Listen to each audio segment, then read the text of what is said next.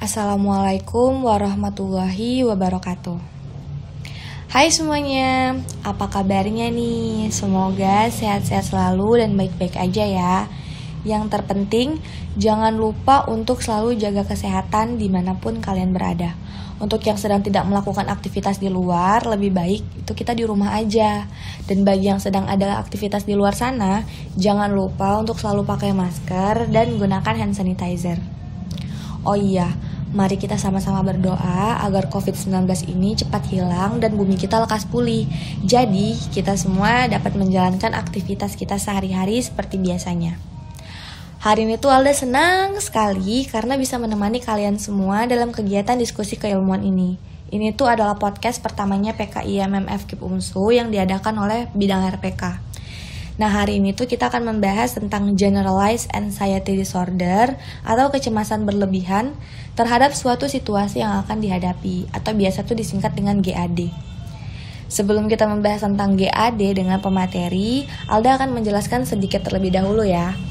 Jadi, rasa cemas atau anxiety itu adalah hal normal yang kita rasakan ketika kita akan menghadapi suatu situasi atau kita mendengar suatu berita yang mungkin bisa menimbulkan rasa takut dan rasa khawatir. Tapi anxiety itu perlu kita waspadai kalau misalnya dia muncul tanpa sebab dan sulit untuk kita kendalikan. Karena ini itu bisa disebabkan oleh gangguan kecemasan. Nah, gangguan kecemasan dan anxiety itu nggak sama. Rasa cemas itu bisa kita bilang normal kalau misalnya masih bisa kita kendalikan dan hilang setelah faktor pemicunya bisa diatasi. Tapi kalau misalnya rasa cemas itu menetap atau bahkan memburuk sampai mengganggu aktivitas kita sehari-hari, ini yang bisa disebut dengan Generalized Anxiety Disorder atau gangguan kecemasan umum. Nah, untuk penjelasan lebih lanjut, narasumber kita yaitu Ibu Sri Ngayomi Yudawastuti, SPSI, MPSI. Kepada Ibu, saya persilahkan. Baik, terima kasih Kak Alda. Ya, Bu. Perkenalkan, nama saya Sri Ngayomi Yudawastuti. Biasa dipanggil Bu Yomi, karena kalau dipanggil panjang-panjang juga saya bingung. Iya. Ya, saya psikolog dari psikolog klinis dari Universitas Bandung, Universitas Islam Bandung, Unisba.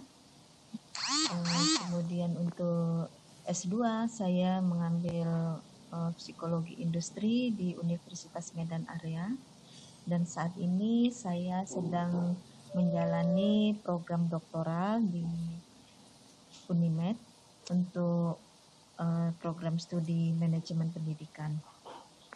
Nah, untuk pekerjaan saat ini saya mengajar di Fakultas Ilmu Pendidikan, Prodi Bimbingan Konseling di UMSU, dan juga dosen pada Fakultas Psikologi Universitas Prima Indonesia, UNPRI. Nah, untuk pekerjaan yang lain, saya praktek psikolog privat, ya, by home visit. Artinya saya berkunjung ke rumah. Kemudian ada beberapa aktivitas di organisasi. Saat ini saya aktif di Himpunan Psikologi Indonesia Wilayah Sumut sebagai koordinator bidang pelayanan masyarakat dan sekretaris pada Lembaga Lingkungan Hidup dan Penanggulangan Bencana Pimpinan Wilayah Aisyah Sumut. Adapun aktivitas saya pada saat ini, karena kita sekarang sama-sama sedang menjalani suatu kondisi pandemi COVID-19. Nah, di sini saya juga terlibat dalam gugus tugas percepatan penanggulangan COVID-19 dari Pemprov Sumatera Utara, dan juga saya sebagai psikolog pada layanan psikologi sejiwa call 119 extension 8 yang di bawah gugus tugas Presiden dari pemerintah pusat. Dan juga saya sebagai psikolog pada telekonseling HIMSI wilayah Sumatera Utara. Nah, Mungkin itu yang bisa saya sampaikan untuk CV saya. Nah, sekarang kita masuk dalam materi kali ini. Kita akan membahas tentang Generalized Anxiety Disorder. Apa itu Generalized Anxiety Disorder? Ya, Generalized Anxiety Disorder ini sering juga disingkat dengan GAD, ya, atau dalam bahasa Indonesia ini merupakan gangguan kecemasan umum. Artinya ini merupakan suatu kondisi kesehatan mental yang menyebabkan penderita dari GAD ini sering merasakan kekhawatiran ataupun kecemasan yang tidak terkontrol atau tidak terkendali. Nah, apa sih kriteria dari GAD ini? Nah, menurut DSM-4, kriteria dari GAD ini yang pertama adalah adanya kecemasan atau kekhawatiran yang berlebihan. Kalau cemas, setiap orang pasti juga merasakan kecemasan, ya. Iya, Bu. Mbak Alda juga merasakan kecemasan. Pernah merasa cemas? Pernah. Pernah merasa cemas. Jadi, tapi cemas yang kita rasakan sehari-hari ini berbeda dengan kecemasan pada Generalized Anxiety Disorder. Nah, pada anxiety disorder ini, Generalized Anxiety Disorder ini, kecemasan ataupun kekhawatiran ini sangat berlebihan. Dan kekhawatirannya ini sangat sulit untuk dikontrol ataupun dikendalikan. Nah, individu dikatakan GAD apabila dia mengalami 3 atau lebih gejala-gejala. Yang pertama diantaranya mengalami ketidaksabaran. Jadi orangnya nggak sabaran, maunya serba cepat, ya. Maunya, aduh, kok begini sih? Kok lama sekali sih? Kenapa begini? Kenapa nggak cepat? Kenapa harus menunggu? Nah, ini yang dikatakan ketidaksabaran. Kemudian yang kedua, sangat mudah mengalami lelah. Karena ketika orang mengalami kecemasan, ini dia menggunakan energi yang cukup besar. Kemudian yang ketiga, individu akan sulit untuk berkonsentrasi atau fokus pada satu titik masalah. Yang keempat, umumnya mereka mudah sekali tersinggung.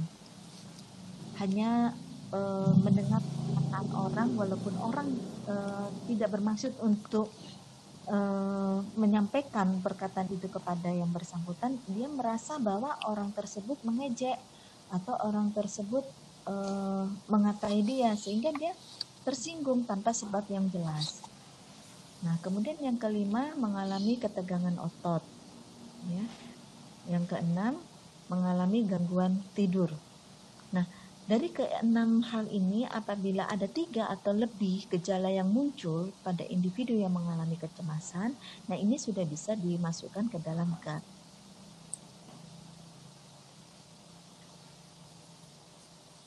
Kemudian kekhawatiran yang berlebihan ini dan sulit dikendalikan ini juga paling sering dikhawatirkan adalah masalah-masalah kesehatan dirinya dan kehidupan sehari-hari. Jadi masalah kehidupan sehari-hari. Jadi aktivitas sehari-hari ini juga menjadi permasalahan bagi individu yang mengalami gangguan kecemasan umum. Ya. GAD ini juga akan membuat penderitanya merasa cemas dalam banyak hal, jadi tidak fokus pada satu hal tertentu saja.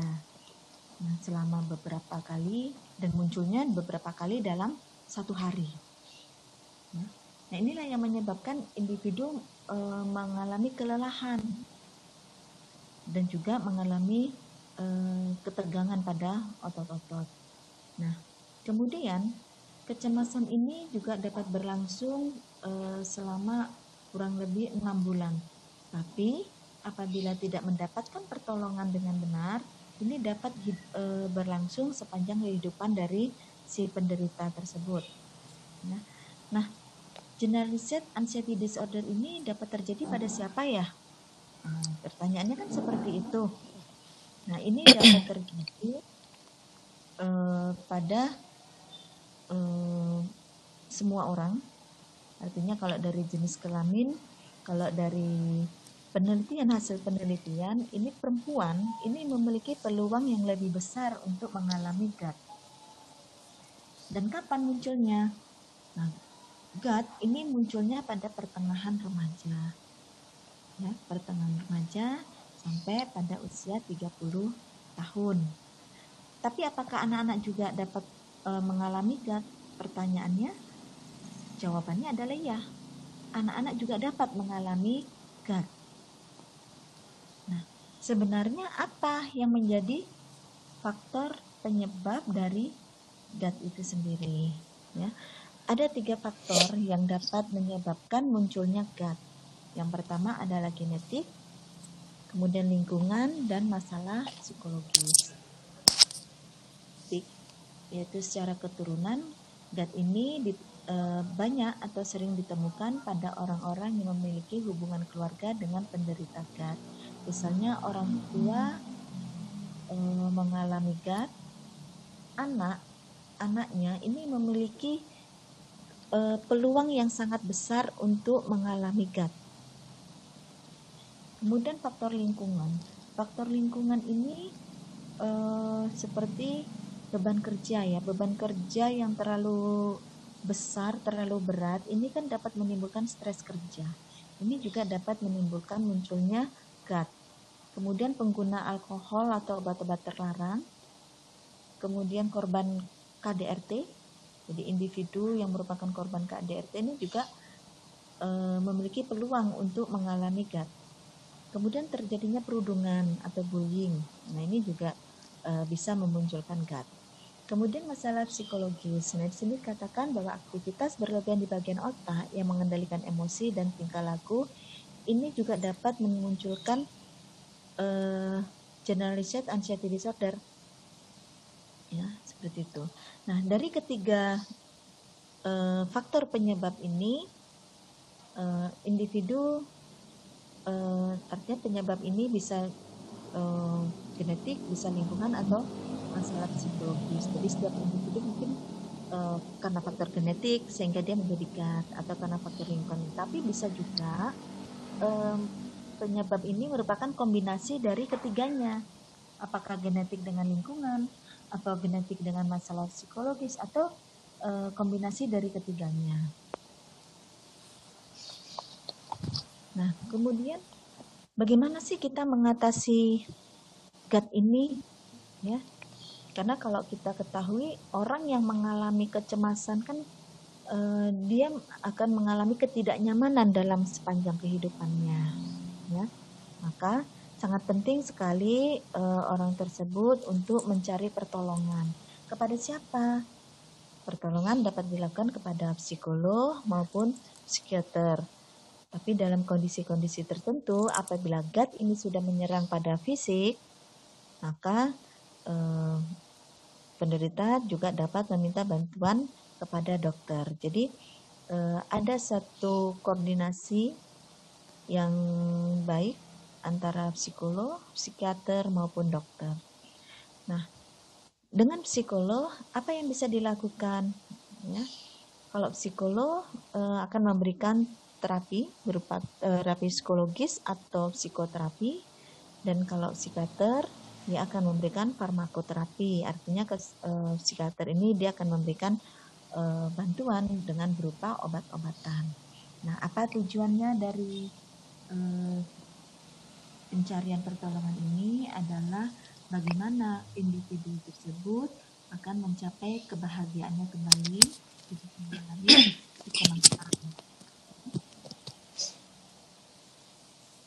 Namun demikian, apakah lebih baik kita mengatasi atau kita mengantisipasi? Kan pertanyaan gitu ya Mbak Alda. Iya, Bu. Nah,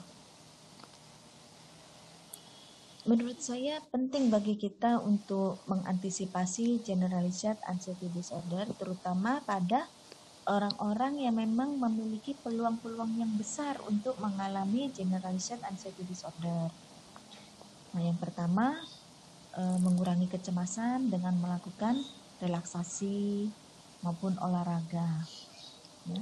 Kemudian menjalani pola makan hidup sehat dengan asupan gizi yang cukup. Nah, ini penderita dapat melakukan konsultasi dengan ahli gizi.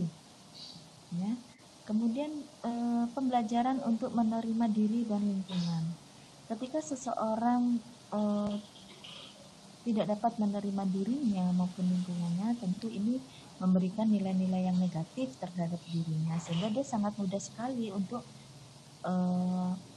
suudzon ya, cukup untuk tidak mempercayai lingkungan, kemudian curiga dengan lingkungan, curiga dengan orang lain, tidak mempercayai potensi dirinya, kekuatan-kekuatan dirinya. Nah, ini sangat mudah membuat orang menjadi cemas.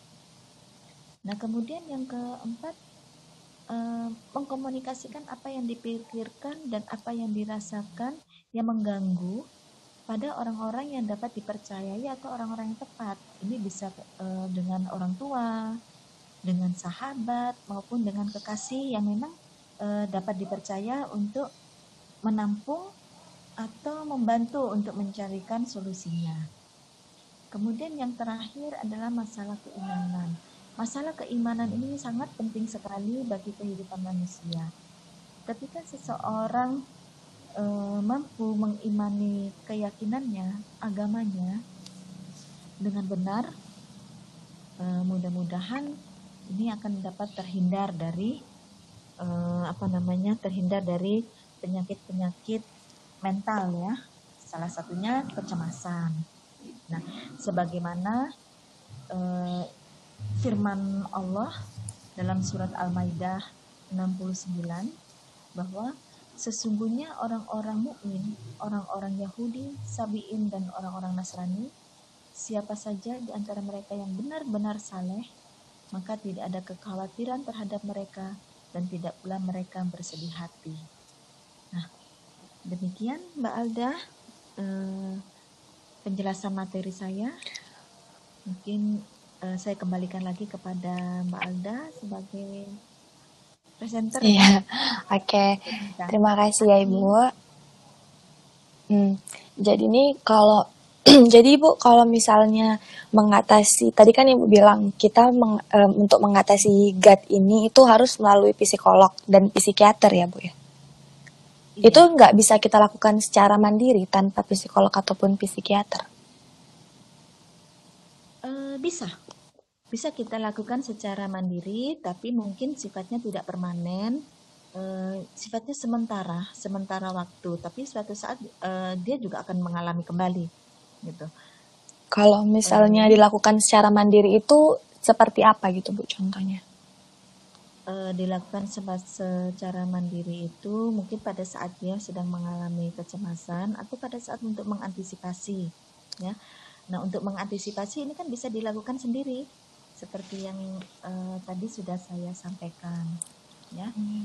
Seperti dia mencoba mengurangi kecemasan ya, mengurangi kecemasan dengan melakukan relaksasi, dengan olah pernafasan, dengan olahraga. Nah, kalau dalam relaksasi ini memang banyak sekali dilakukan bagi terapis untuk mengurangi kecemasan-kecemasan ataupun ketegangan-ketegangan. Olahraga juga demikian, tapi olahraganya cukup dengan olahraga yang ringan. Jangan sampai dengan angkat beban. Kalau angkat beban iya kelelahan ya, jadi menambah ketegangan nanti. Jadi untuk intinya adalah untuk mengendorkan otot-otot tubuh. Nah, kemudian menjalani pola makan hidup sehat, ya, pola makan sehat. Pola makan sehat ini artinya cukup asupan gizinya tidak berlebihan dan tidak kekurangan. Sehingga tadi saya menyarankan untuk bisa mengkonsultasikan dengan ahli gizi supaya tidak ada ketika dia mengatur pola makan itu tidak ada komplikasi dengan penyakit-penyakit yang lain yang mungkin diderita oleh orang yang mengalami degeneralisat anxiety disorder. Kemudian belajar untuk menerima diri dan lingkungan, ya, belajar. Nah, kemudian berkomunikasi dengan orang-orang terdekat yang kelima keimanan. Ini yang bisa dilakukan sendiri oleh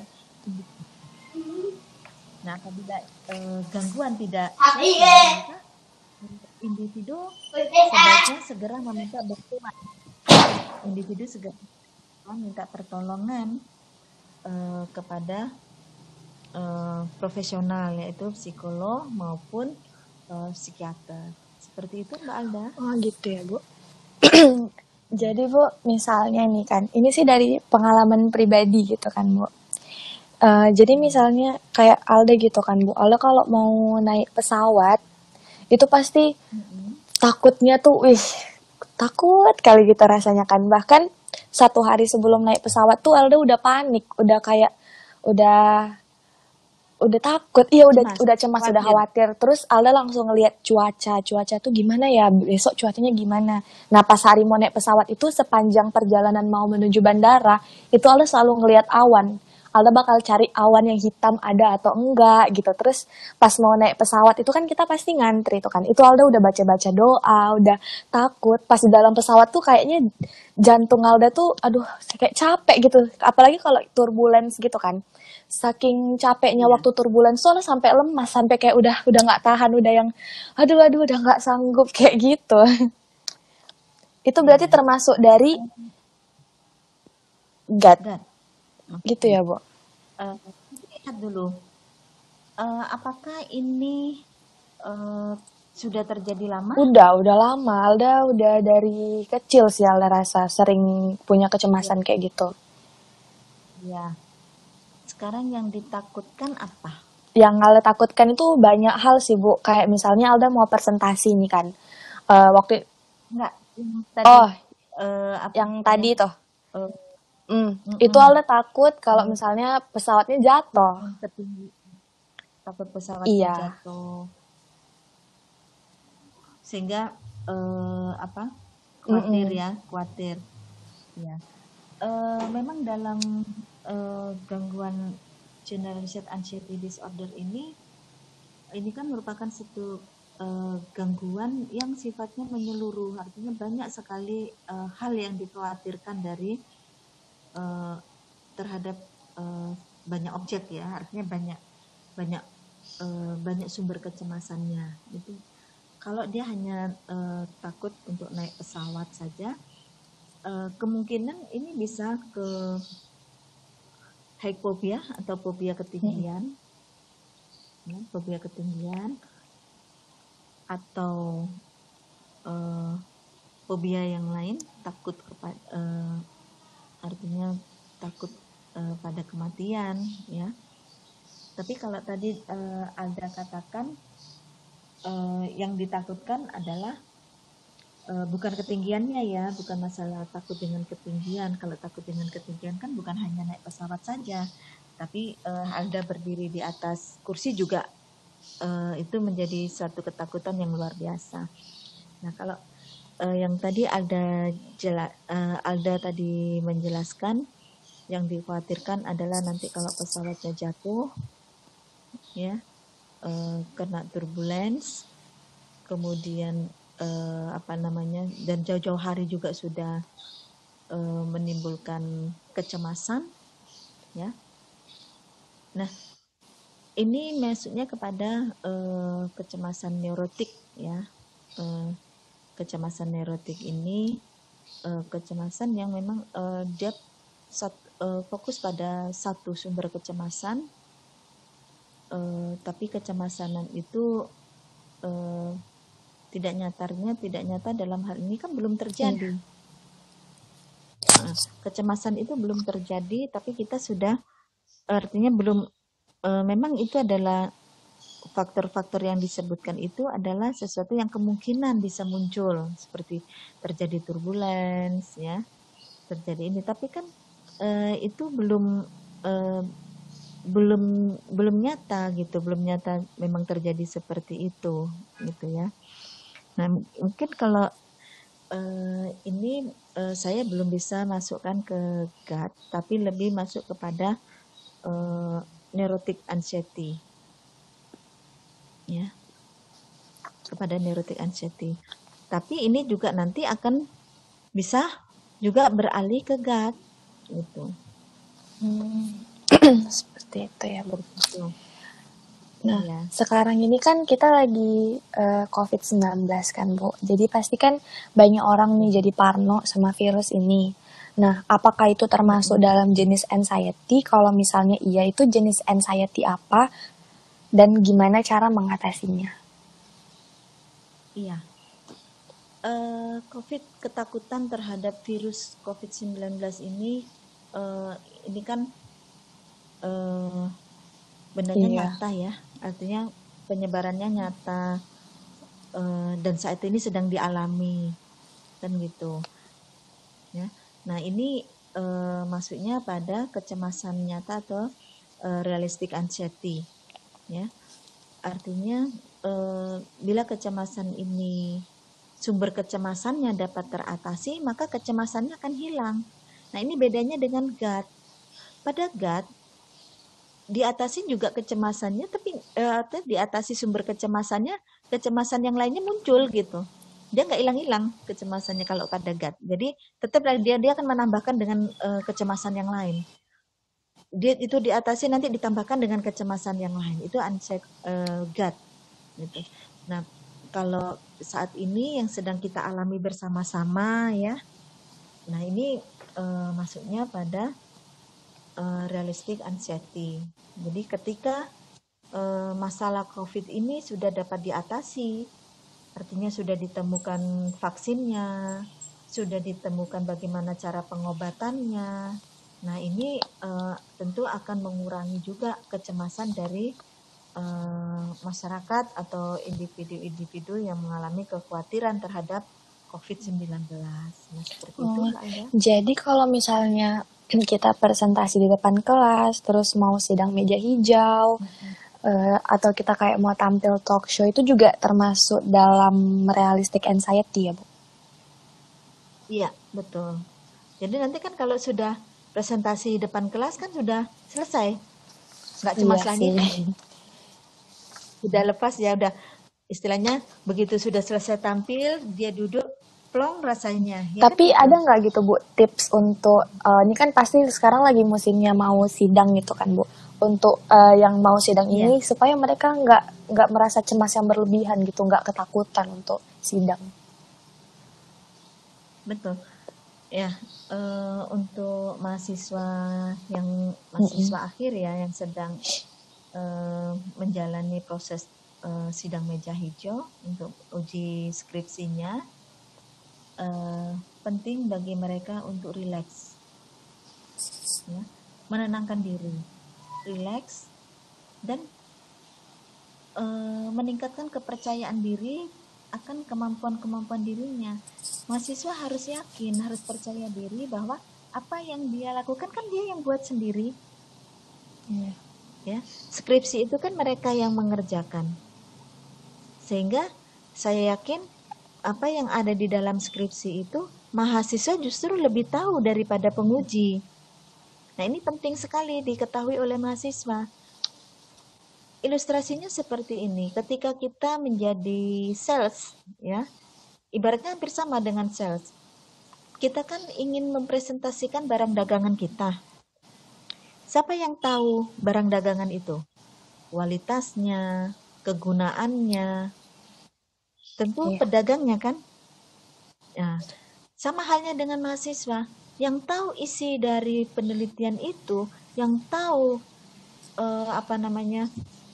proses penelitian itu adalah mahasiswa. Karena mahasiswa yang turun ke lapangan, mahasiswa yang mengambil data, mahasiswa yang tahu kendala-kendala yang ada di lapangan. Dan bagaimana mengatasi kendala tersebut, hanya mahasiswa lah yang tahu karena mereka yang melakukan penelitiannya. Nah, dengan demikian sebetulnya ini sudah menjadi poin besar untuk meningkatkan kepercayaan diri dari mahasiswa tersebut untuk bisa mempresentasikan skripsinya seperti itu, sehingga mengenali potensi, mengenali kemampuan diri ini sangat penting. Kemudian tadi yang pertama tadi kan apa Mbak? Yang pertama tadi bahwa mahasiswa harus relax ya, tenang, harus tenang menghadapi sidang. Karena kalau kita nggak tenang, kita kan bisa mengalami ketegangan itu tadi. Kita khawatir. Nah, jadi kita harus relax dulu, kita tenang. Kemudian tadi kita meyakini potensi-potensi kita. Nah, kemudian yang berikutnya adalah kita meningkatkan kompetensi. Kita pelajari kembali materi-materi yang akan kita presentasikan. Nah, ini akan menambah kepercayaan diri mahasiswa untuk tampil mempresentasikan skripsi ini. Ataupun melakukan presentasi di depan kelas, ya. Mungkin seperti itu, Mbak. Seperti itu ya, Bu. Jadi, gimana cara kita mengatasi GAT ini sesuai dengan anjuran agama? Iya. Bagaimana kita mengatasi generalized anxiety disorder sesuai dengan anjuran agama, ya? Mungkin bukan hanya GAT saja, ya, tapi keseluruhan gangguan psikis ataupun gangguan mental, ya, karena sebagaimana yang sebagaimana yang ada dalam Al-Quran surat Al-Isra ayat 82 yang artinya, dan kami turunkan Al-Quran menjadi obat penawar dan rahmat bagi orang-orang yang beriman. Dan Al-Quran itu tidaklah menambah kepada orang-orang yang zalim selain kerugian. Ya. Artinya bahwa Allah itu sebetulnya sudah tahu sih potensi makhluknya. Iya. Kan gitu. Allah itu sudah tahu bahwa makhluknya ini meskipun diciptakan dengan kesempurnaannya, gitu ya, sebagai manusia yang sempurna, dalam kesempurnaannya itu manusia juga memiliki kelemahan, gitu. Artinya manusia ini juga terdiri atas tubuh dan ruh, yaitu jiwanya, gitu. Dan Allah juga mempersiapkan obatnya, gitu. Obatnya apa? Obatnya itu ada pada Al-Quran. Caranya gimana? Maka dalam hadis, ya, disampaikan hadis dari Ali bin Abi Thalib, Rasulullah bersabda bahwa sebaik-baik pengobatan adalah dengan Al-Quran. Ya. Nah, ini manfaat dari Al-Quran. Artinya apa? Dengan hanya kita membaca Al-Quran pun itu sudah dapat mengobati diri kita. Coba kalau kita merasakan, ya, kita rasakan ketika kita membaca Al-Quran, mungkin kalau kita bandingkan dengan kita membaca buku, kita membaca Al-Quran itu rasanya kita maunya baca terus, gitu ya, sampai mata kita lelah, sampai rasanya sudah nanar, baru kita berhenti, kan gitu. Nah, tapi kalau kita membaca buku, mungkin kita bisa merasakan bahwa ada beban, leher menjadi leher rasanya tegang, ya, kita berpikir keras. Nah itulah bedanya kalau kita membaca Al-Quran. Jadi Al-Quran ini, dengan membaca Al-Quran, dengan ayat-ayat Al-Quran ini juga dapat memberikan ketenangan pada diri kita. Kemudian dari sisi agama adalah kekuatan iman. Ketika seseorang mengimani, ya, artinya mengimani Allah, mengimani Rasulnya yang rukun iman, Kak. Ya. Nah, ketika seseorang bisa mengimani dengan sungguh-sungguh beriman, tentu dia tidak akan menjadi orang yang ketakutan terhadap sesuatu yang memang belum terjadi. Dia terhindar dari ketakutan atau kekhawatiran yang memang tidak perlu dia pikirkan, karena semua itu ada dalam kekuasaan Allah, seperti halnya rezeki, jodoh, ya, maut, ya, itu adanya pada ada di kekuasaan Allah kan, gitu.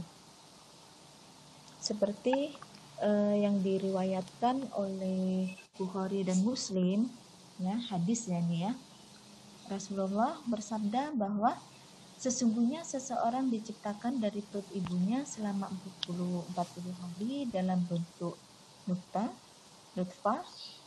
40 hari menjadi segumpal darah, 40 hari menjadi segumpal daging.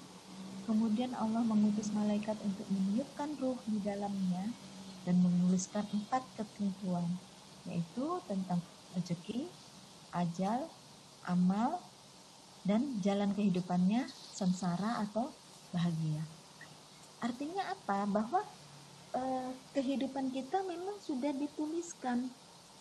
Nah, ketika seseorang itu beriman kepada qada dan qadar, insya Allah dia akan terhindar dari yang namanya penyakit-penyakit mental, penyakit-penyakit psikis, sehingga dengan jiwanya yang sehat, insya Allah secara fisik ini akan mengikuti, jadi tubuhnya pun juga mengikuti sehat. Sama halnya ketika kita kondisi saat ini dengan virus ya, virus corona COVID-19 ini, pemusnahan virus atau mematikan virus dari beberapa penelitian dan hampir menyeluruh itu dikatakan bahwa imunitaslah obat yang paling ampuh ya untuk mematikan virus COVID. Nah, imunitas ini didapat dari mana? Nah, imunitas ini selain dari makanan, suplai makanan, ini didapat dari kondisi psikologis dari si individu ini. Ketika kita bahagia, ketika kita sehat, nah ini akan meningkatkan dopamin dalam tubuh, sehingga ini yang akan meningkatkan imunitas tubuh kita, ya, sehingga meningkatkan kekebalan dari tubuh untuk menangkal virus-virus yang masuk ke tubuh kita, kecuali individu-individu yang komorbid, artinya individu-individu yang memang rentan, seperti orang tua, anak-anak, ataupun orang-orang yang memiliki penyakit yang sebelumnya, seperti orang yang hidup dengan diabetes, dengan gangguan jantung, dan sebagainya, atau cancer, HIV/AIDS ya. Nah, itu memang memiliki peluang yang sangat besar untuk terserang virus COVID-19. Sehingga dengan demikian imunitasnya juga harus lebih kuat didapat oleh orang tersebut. Ya. Mungkin demikian. Jadi Bu, gini. Satu lagi. Untuk mengatasi GAD, terapi sholat, terapi zikir, ya, ini juga bagus untuk membantu individu meredakan ketegangannya. Dalam beberapa kasus saya juga menganjurkan kepada klien-klien saya yang sekarang sedang sedang di rumah sakit ya, karena mengalami COVID ya, terserang COVID. Ketika melakukan relaksasi itu mereka iringi dengan berzikir, ya, dengan berzikir atau dengan menanamkan kata-kata positif kepada diri mereka. Ya, misalnya ketika mereka melakukan pernafasan, mereka melakukan zikir di dalam hati, itu sambil berzikir. Nah ini ternyata memang lebih banyak membantu mereka untuk mengurangi kekhawatiran mereka dengan kondisi sakit mereka itu sendiri. Gitu. Mungkin itu ya Mbak ya. Sama dengan terapi sholat juga. Terapi sholat itu banyak sekali manfaatnya selain secara kognitif ya, secara pikiran kita juga menjadi sehat, tapi tubuh juga secara fisik terapi sholat ini juga membantu tubuh menjadi bugar kembali dengan gerakan-gerakan dari sholat itu sendiri. Demikian Iya Bu ya. ada. Jadi Bu, apakah GAD itu dapat mengganggu kejiwaan seseorang? Dan kalau misalnya iya, apakah dampak terburuk kalau misalnya seseorang tuh mengalami GAD ini gitu? Ya, generalized anxiety disorder ini memang dapat mengganggu kejiwaan seseorang, sudah pasti ya.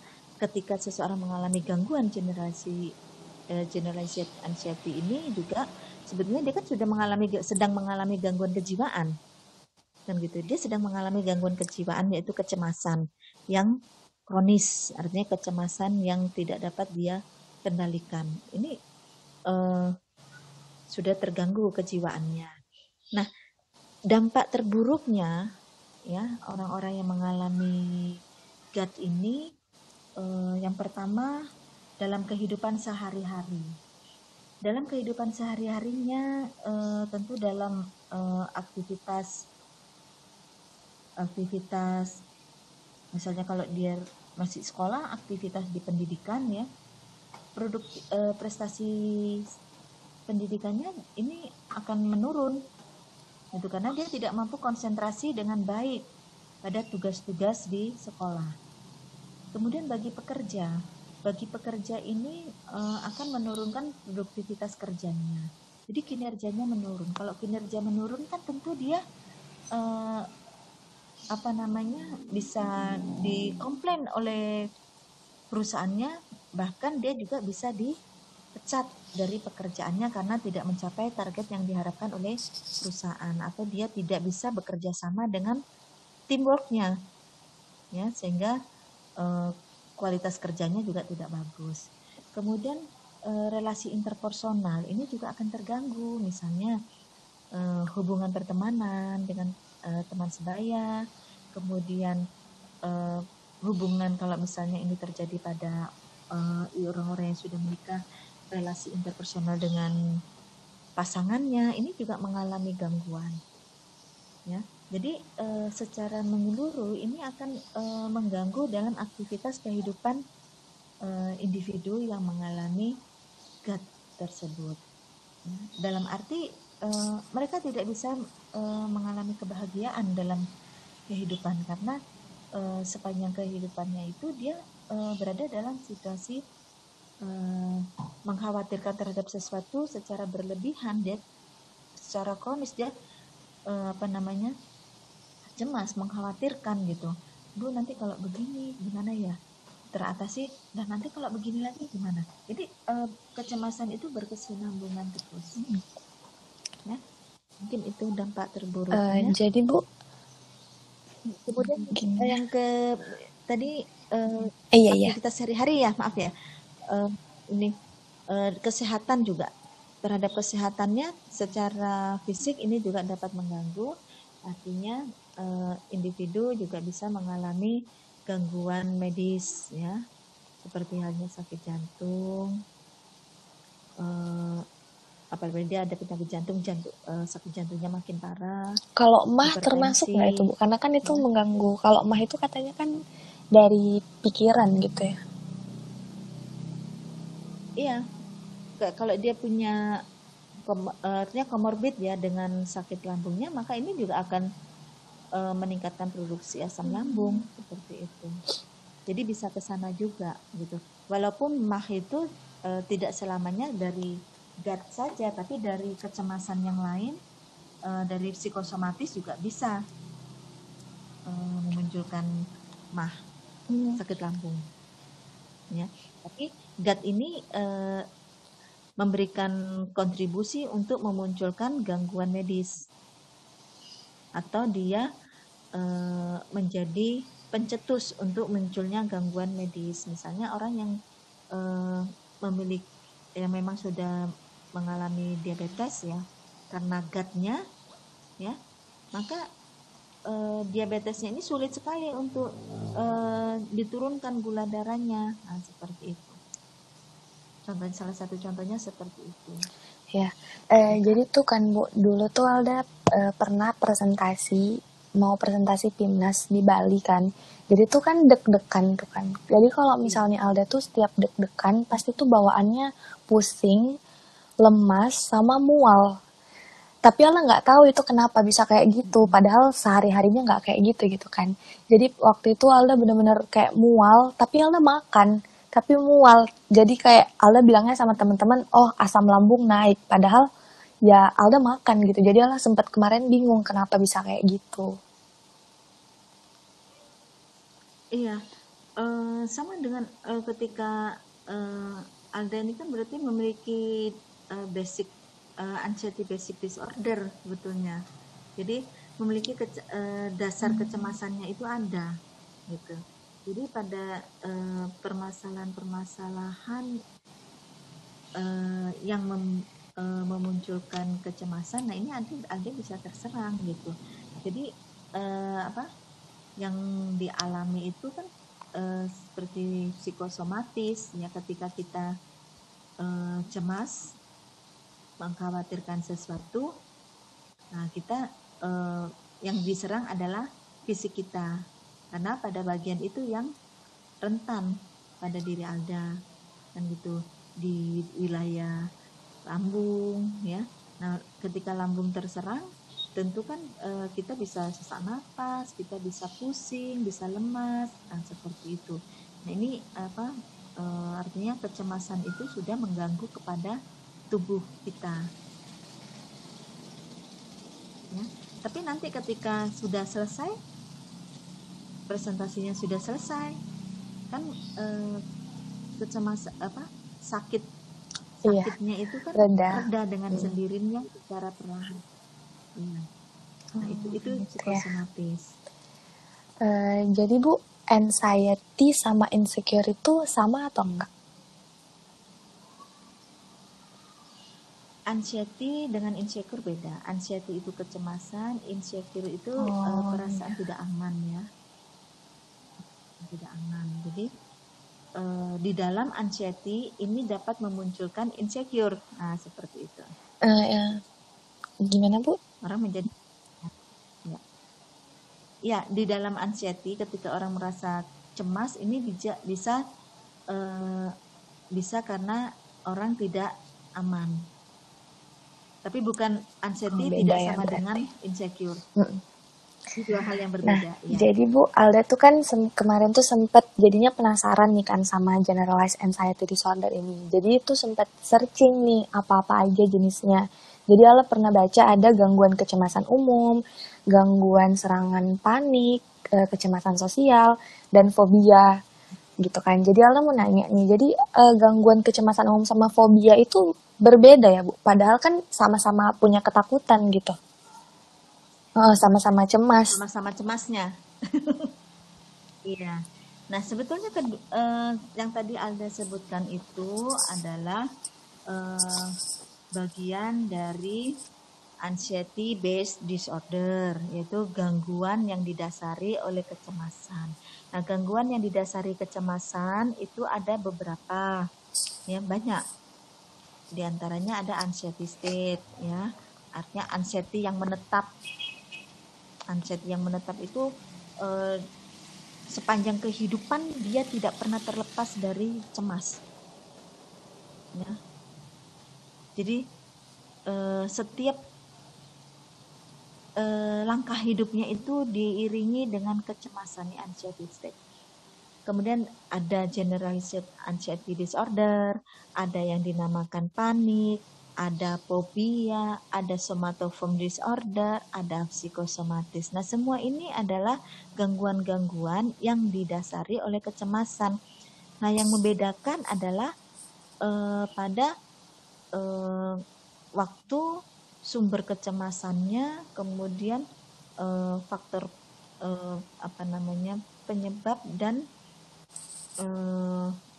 kapan munculnya gangguan tersebut. Nah, ini yang mungkin nanti akan membedakan apakah ini masuknya kepada GAD, apakah ini masuknya kepada fobia, apakah ini masuknya kepada serangan panik, ya, atau masuknya kepada somatoform disorder atau pada psikosomatis atau psikofisiologis. Nah, seperti itu. Iya, Bu. Itu pembagian ya, Kak, ya. Nah, ya, Ibu ada nggak pesan-pesan untuk siapa tahu nih yang lagi ngedengerin podcast kita ini punya salah satu dari kecemasan ini gitu, pesan-pesan untuk mereka? Baik, pesan saya adalah lebih baik kita mengantisipasi untuk terjadinya kecemasan daripada kita mengobati. Kenapa? Mengantisipasi ini kan lebih mudah dilakukan daripada kalau mengobati. Kalau sudah mengobati kan kita sudah merasakan sakitnya ya. Nah, yang pertama adalah keimanan kita.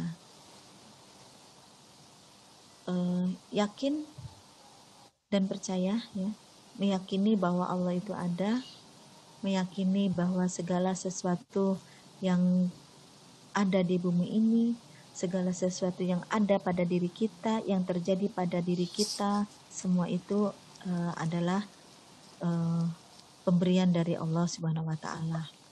Ketika kita meyakini itu, bahwa kenapa kita menjadi sakit, kenapa kita menjadi susah, kenapa kita mendapatkan cobaan, kenapa kita diberi potensi, kenapa kita diberi rizki yang besar. Nah, yakinlah bahwa semua itu datangnya dari Allah dan diperuntukkan kepada kita supaya kita dapat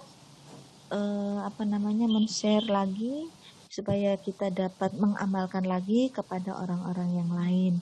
Artinya kita menjadi manusia yang amanah. Nah, itu.